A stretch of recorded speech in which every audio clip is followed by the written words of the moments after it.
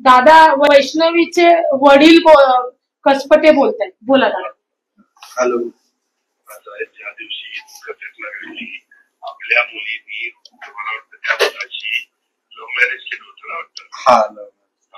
तर ते त्यावेळेस पण तिने मला लग्नात सांगितलेलं होतं. कधीच तुम्ही कोणी असं मला सांगितलं नाही की असं जरा चाललेलं आहे, नाहीतर त्याच वेळेस आपण लक्ष घातलं असतं.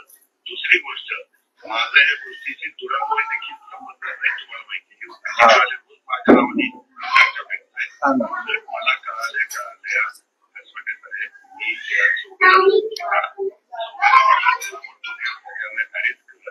ते मूल आहे ते आमच्या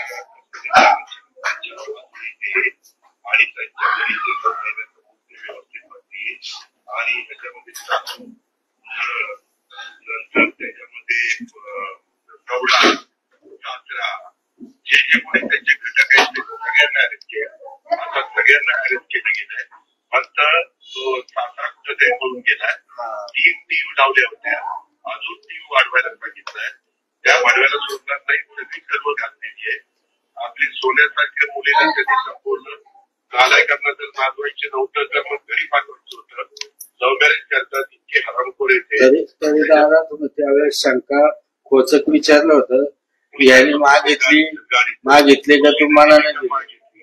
कधी कधी काय होतं तू वाटलं वडील अलीकडे मुलावर तेवढं प्रेम करतात, त्याला आपली लेख आहे, मुलीला आपण आता तेवढं तिचं आपण द्यायचं म्हणतो म्हणून कधी कोण फ्लॅट देतं, कोण गाडी देतं, कोण काय देतं, जे काही मुलांची बापाची ऐकत असेल ते मी प्रेमापोटी दिलं. प्रेमापोटी दिलं. मी काय करतो आता मला मी डायरेक्ट विमानांनी बारामतीला आलोय.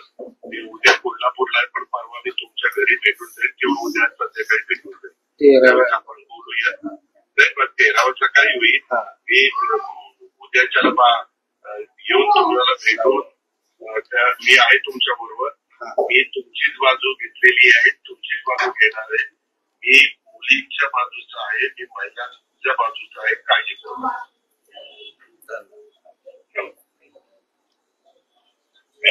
हा दादा ठीक आहे.